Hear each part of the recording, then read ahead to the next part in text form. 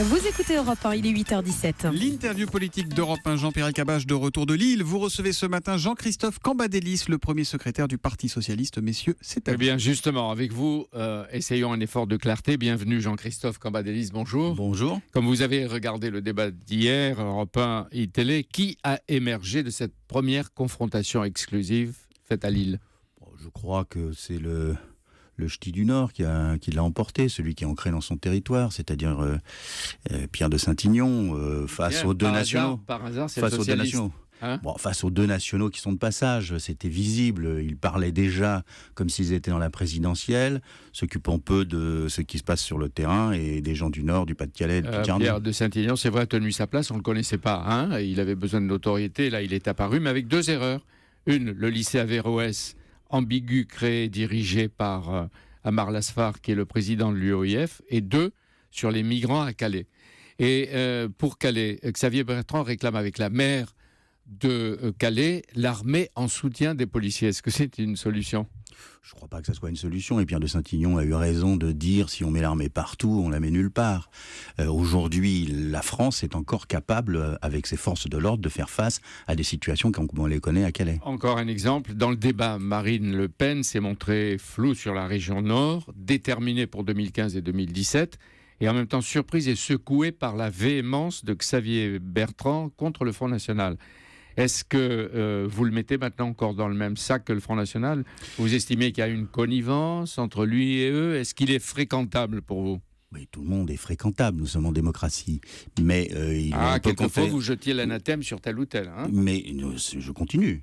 On peut fréquenter les gens et dire qu'ils sont d'une droite extrême, s'ils ne sont pas à l'extrême droite que nous condamnons et combattons.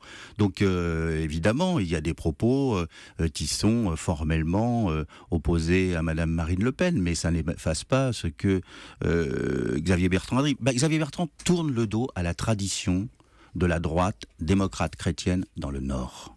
Il se met sur les positions de Marine Le Pen pour la siphonner, pense-t-il, au premier tour. Si vous avez bien vu le débat d'hier, nous avons été même surpris, et nous qui animions avec Michael Darmon, de la violence de l'échange entre les deux, et politique. Et pas politique. Bon, on va pas faire un hymne à ces participants, parce qu'hier, alors que vous écartez le Front républicain, Manuel Valls, Premier ministre, l'a ressuscité. Ah bon ? Oui. Vous avez vu ça où ? Mais il dit une nouvelle fois, le Premier ministre, il a affirmé qu'il est hors de question de laisser le Front National gagner une région. Et il donne rendez-vous le soir du premier tour. Qu'est-ce qu'il veut dire alors ? Qu'est-ce qu'on dit d'autre ? Il est hors de question de laisser une région à la droite et encore plus à l'extrême droite. En attendant, nous menons campagne pour le premier tour, nous appelons à l'unité, et puis le soir... Mais quand vous appelez à l'unité, vous savez ce que les autres vous répondent. Ils vous combattent, les gens du Front de gauche, les écologistes, etc. Et vous les additionnez comme si, au deuxième tour, ils viendraient se rallier directement au Parti Socialiste. C'est pas moi qui les invite. Il suffit de voir les déclarations de Pierre Laurent dans Le Monde ou de Cécile Duflot dans Libération. Ils appellent à voter au deuxième tour pour l'unité. Ils sont pour l'unité. Quand vous, Emmanuel Valls, Premier ministre, vous dites la gauche fera tout. Qu'est-ce que c'est tout ? Elle se rassemblera. Oui, et là, votre devoir, c'est de penser à toutes les hypothèses. Naturellement, mais on verra ça le soir. Il faut laisser les électeurs, il faut d'abord la campagne, il faut les électeurs voter. Mais en même temps, en tant que chef, vous avez une vision stratégique de ce qui va se passer. Mais moi, je pense que le total gauche sera supérieur aux Républicains qui ne font pas une bonne campagne parce qu'ils sont divisés. Vous avez vu qu'ils ne font même pas... Regardez, un élément d'information pour vous. Hier soir, les Républicains n'ont pas retweeté, le siège n'a pas retweeté Xavier Bertrand. C'est quand même une indication de leur division. C'est-à-dire qu'ils l'ont pas mis en mouvement. Vous êtes unis. Et nous, on est unis dans le moment parce qu'on est unis dans les régionales. Mais est-ce que le Premier ministre ne met pas telle ou telle région, à la fois le Nord et PACA, par perte sans profit d'ailleurs, comme si elles étaient sacrifiées ? Mais pas du tout. Il dit qu'il faut se battre jusqu'au soir du premier. Il aurait dit. Mais qu'est-ce que vous feriez le soir du premier? Mais vous verrez bien. Mais vous verrez bien ce qu'on fera. Il y a une perspective.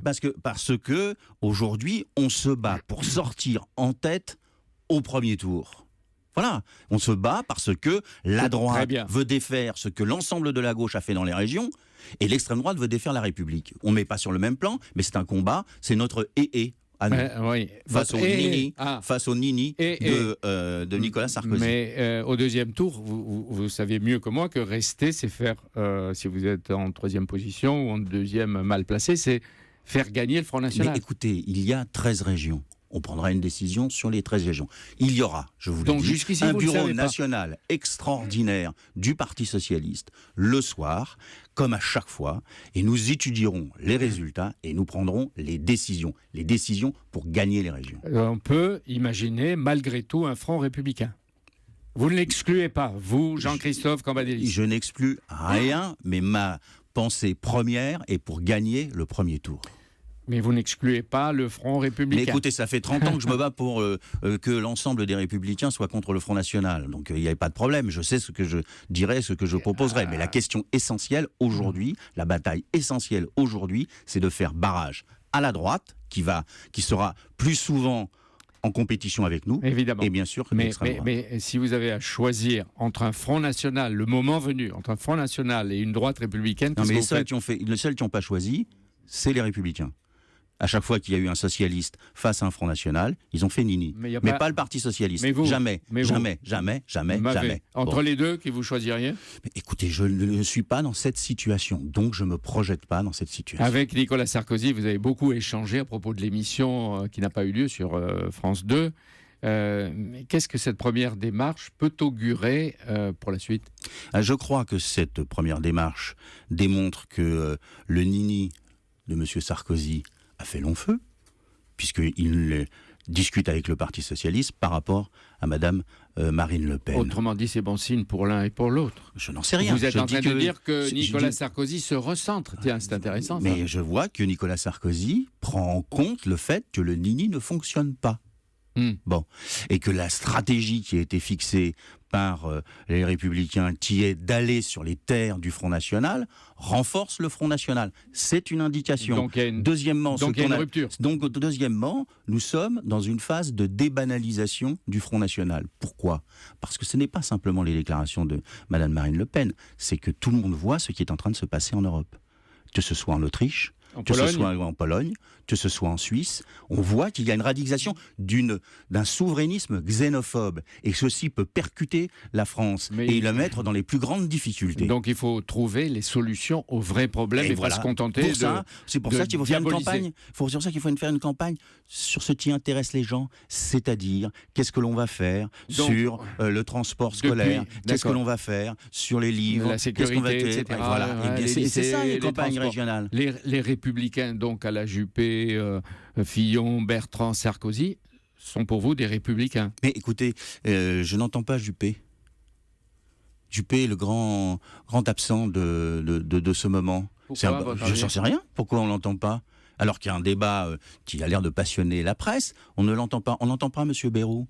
On n'entend plus M. Fillon dire qu'il faut choisir le moins pire entre le Front National. Il a changé depuis. Il a changé. C'était un lapsus. Bon, d'accord. On sait très bien, puis ça s'est produit au grand rendez-vous. Pas. Aujourd'hui, on n'entend personne. On les voit même pas unis sur la scène. Jean-Christophe Cambadélis lance un appel à Alain Juppé, François Fillon pour qu'ils parlent. Mais vous avez entendu Nicolas Sarkozy, Xavier Bertrand, Bruno Le Maire. Demain, vous allez déjeuner avec Emmanuel Macron. Oh, la nouvelle. Oui, terrible. Vous avez déjeuné déjà avec lui combien de fois ? Non, je l'ai vu plusieurs fois et je l'ai vu en septembre. Non, mais quand avez-vous déjeuné avec lui ? Je l'ai vu en septembre. Quand avez-vous déjeuné avec lui ? En septembre, j'ai dit on déjeunera une fois par trimestre, nous allons le faire. Donc, ce sera la première fois. À début de ce trimestre. Donc, lui, il peut aller au déjeuner sans craindre le menu. Pourquoi ? Il y aurait un problème sur le menu ? Je ne sais pas, moi, ce qu'on peut y mettre. Et d'autre part, est-ce que vous ne l'avez jamais ménagé ? Est-ce que vous allez finir par reconnaître son utilité ? Est-ce que, par exemple, vous allez l'associer à des meetings des candidats PS ? Ça, on verra, on va en discuter. Moi, je juge sur pièce. Je juge à partir de ce qu'on dit. Pas de préjugés. Mais c'est bien ce qu'il dit. Il y a des choses qu'il dit qui sont très bien. Il y a des choses très bonnes et des autres qui ne le sont pas.